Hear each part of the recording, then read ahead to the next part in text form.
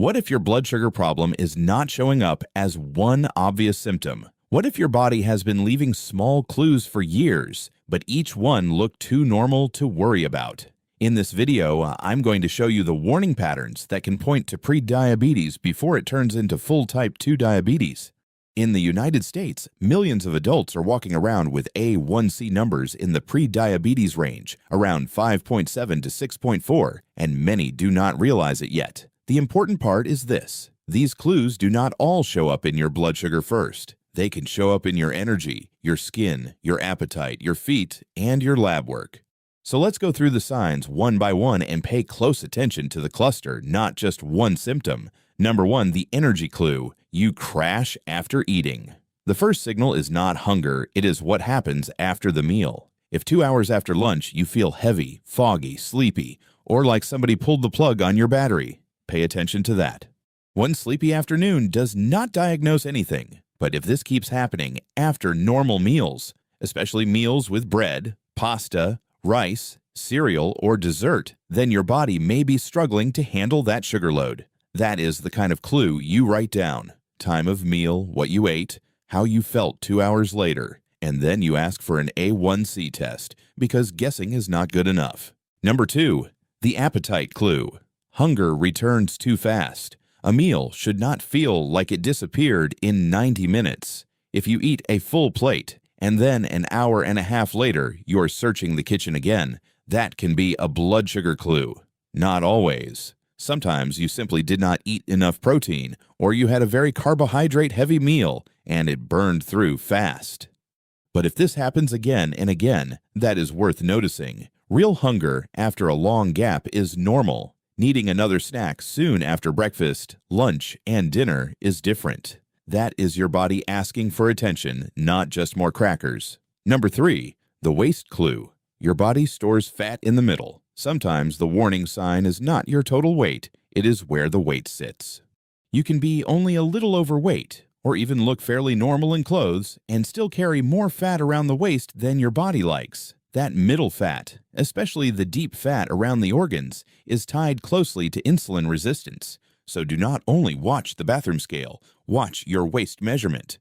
If your jeans keep getting tighter in the same place, while your arms and legs look about the same, that is information. It does not mean panic. It means check the rest of the clues. Number 4, the skin clue. Tags, dark patches, or stubborn breakouts. Your skin may show metabolic stress before you feel sick. Skin tags around the neck or underarms, darker velvety patches called acanthosis nigricans, or acne that feels out of place for your age can all be clues. Now listen carefully. Not every skin problem means prediabetes. You can have skin tags for other reasons. You can have breakouts from hormones, products, stress, or plain bad luck. But if the skin changes show up along with fatigue after meals, fast hunger, and more waist fat, do not brush it off for 10 years. Bring it up. Ask about blood sugar. Ask about A1C. A small thing on the skin can sometimes point to a bigger thing in the blood. Number 5, the infection clue. Small infections keep coming back. One infection is common. Repeated infections are information.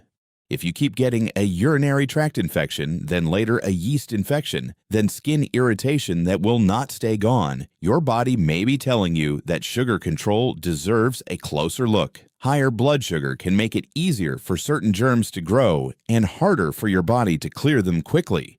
That does not mean you diagnose yourself at home. It means you stop treating every episode like a random accident. If the same kind of problem keeps returning, especially within the same few months, tell your doctor exactly how often it is happening and ask whether an A1C test makes sense. Number 6, the healing clue. Cuts take longer than expected. A small cut should not hang around forever. If you nick your finger, scrape your shin, or get a little sore spot on your foot, and 1 or 2 weeks later it still looks angry, pay attention. Higher blood glucose can make healing slower because blood flow and immune response both matter. You do not need to panic over every scratch, but slow healing, especially when it shows up with thirst, fatigue, or repeated infections, is a clue worth taking seriously.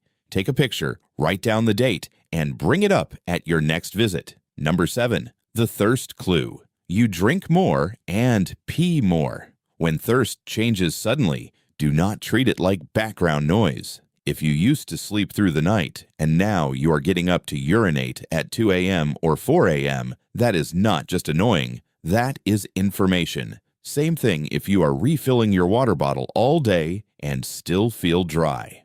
High blood glucose can pull more fluid through the kidneys, and that can make you thirsty and send you to the bathroom more often. Compare it to your old normal. If the change is new, repeated, and obvious, ask about checking your blood sugar and A1C. Number 8. The nerve clue: burning, tingling, or numb toes. The feet can report a problem before the lab report scares you. If your toes burn at night, tingle while you are sitting, or feel a little numb when you walk, do not just blame your shoes and move on. Nerves are sensitive. They do not like years of poor sugar control. Now, can nerve symptoms improve? Sometimes they can, especially when the cause is found early and blood sugar starts moving in the right direction. But you do not want to wait until the damage is loud. If this keeps happening, especially in both feet, get checked. Ask about A1C. Ask what else could be irritating those nerves. Number 9. The mood clue: irritability, anxiety, or low mood without a clear reason. Not every mood swing starts in the mind. If your morning mood is fine, then after a meal you feel shaky, snappy, tired, or strangely anxious, that may be your body reacting to an energy swing. This does not mean every bad mood is prediabetes.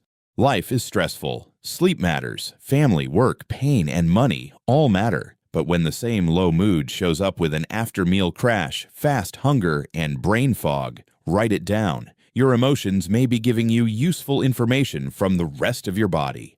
Number 10. The hormone clue: PCOS, or irregular metabolic signals. For some women, the clue arrives through hormones first. PCOS is often tied to insulin resistance, and that means blood sugar deserves attention, even when the main complaint is irregular periods, acne, weight gain, or hair growth where you do not want it.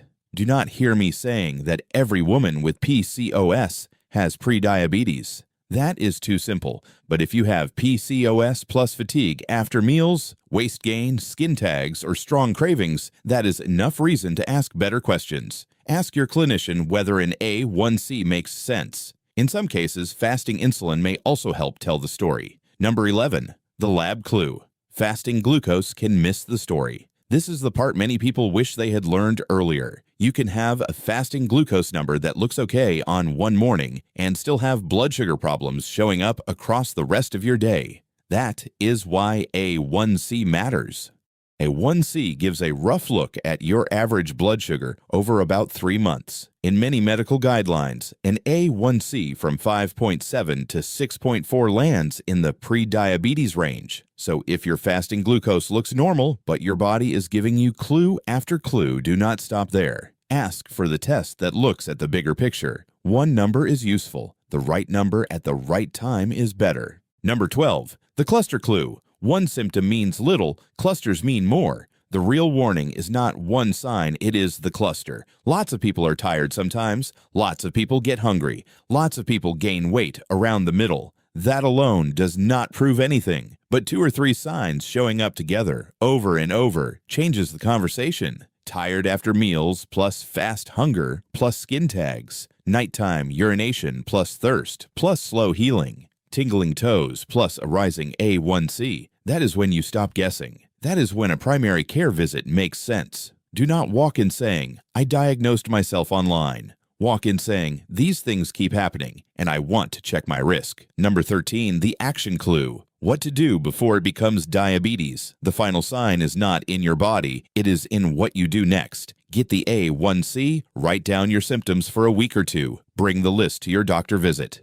Ask about family history, blood pressure, waist size, weight change, sleep, and medications that could affect blood sugar. Then start with the boring things that actually work. Fewer sugary drinks, more protein at meals, walking after dinner, better sleep, and losing even a modest amount of weight if you need to. You do not need a perfect plan today. You need the next honest step because prediabetes is the warning light, not the crash. So here is the point. Prediabetes can be quiet, but it is not always silent. It can show up after lunch, on your skin, in your feet, in the bathroom at night, and on an A1C report. One clue by itself may not mean much. Several clues together deserve action. Do not panic and do not ignore it. Measure it, track it, and talk to someone who will take it seriously. And if your A1C is already in that 5.7 to 6.4 range, the best time to act is before anyone has to call it type 2 diabetes.